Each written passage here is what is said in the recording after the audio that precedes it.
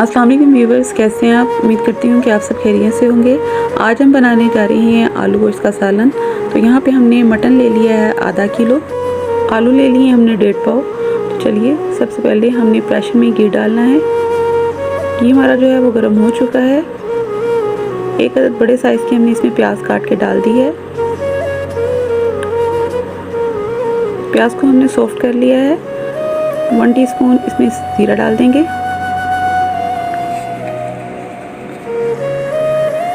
एक मिनट के लिए इसे भून लेंगे इसमें। ये तो अब हम इसमें मटन शामिल कर देंगे। इसे अच्छे से मिक्स कर लेंगे। यहाँ पे मटन हमने हड्डी वाला लिया है। इसका शोरबा बहुत मज़े का बनता है। तो कलर इसका चेंज हो चुका है। अब हम इसमें साबुत गरम मसाला शामिल करेंगे, जिसमें काली मिर्च है, लौंग है, ज़ीरा और दालचीनी शामिल किया है साथ। तो यहाँ पे हमने 2 टीस्पून लहसुन अदरक का पेस्ट शामिल कर देना है। इसे भी इसके साथ भून लेंगे। अब ड्राई मसाले ऐड कर देंगे। 1 टीस्पून नमक जाएगा, 1 टीस्पून सुरख मिर्च, हाफ टीस्पून हल्दी शामिल कर देंगे,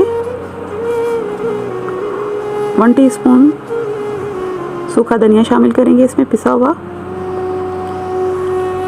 एक छोटे साइज़ की हमने हरी मिर्च शामिल कर देनी है। 5 मिनट के लिए हमने इसकी भुनाई की है। तो यहाँ पे देखिए, अब हमने मीडियम साइज़ के 2 टमाटर शामिल कर दिए हैं। अच्छे से मिक्स कर लेंगे इसे। अब हम इसमें पानी शामिल कर देंगे। पानी अपने गोश्त के हिसाब से इसमें शामिल करना है। तो प्रेशर लगा के इसे रख देंगे 25 से 30 मिनट के लिए। ये तो व्यूअर्स यहाँ पे 30 मिनट हो चुके हैं। तब हम इसका पानी चेक कर लेते हैं। गोश्त हमारा सॉफ्ट हो चुका है। जो पानी बचा है उसे हम तेज़ आंच पे पका लेंगे। ये तो यहाँ पे हमने इसकी बुनाई करनी है अच्छे से। गोश्त की बुनाई हो चुकी है। गोश्त ने घी छोड़ दिया है। अब हम इसमें आलू शामिल करेंगे। आलू हमने लिए थे 1.5 पाव, जिन्हें हमने नमक लगा के रख दिया था।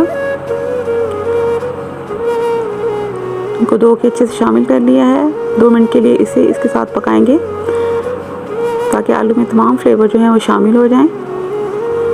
तो बुनाई करने के बाद अब हम इसमें पानी डाल देंगे। जितना शोरबा आपको चाहिए आपने उस हिसाब से पानी डालना है। प्रेशर लगा के इसे हमने 5 मिनट के लिए रख देना है।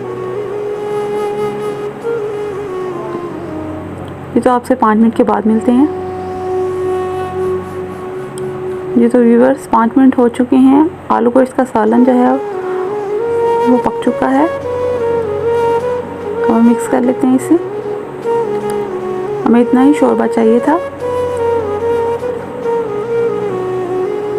अब हम इसमें हरा धनिया शामिल कर देंगे।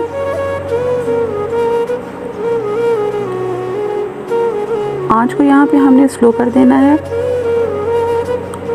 अब हम इसे डिश आउट कर लेते हैं। ये तो व्यूअर्स यहाँ पे हमने इसे डिश आउट कर लिया है। आलू गोश्त का सालन हमारा पक के तैयार हो चुका है।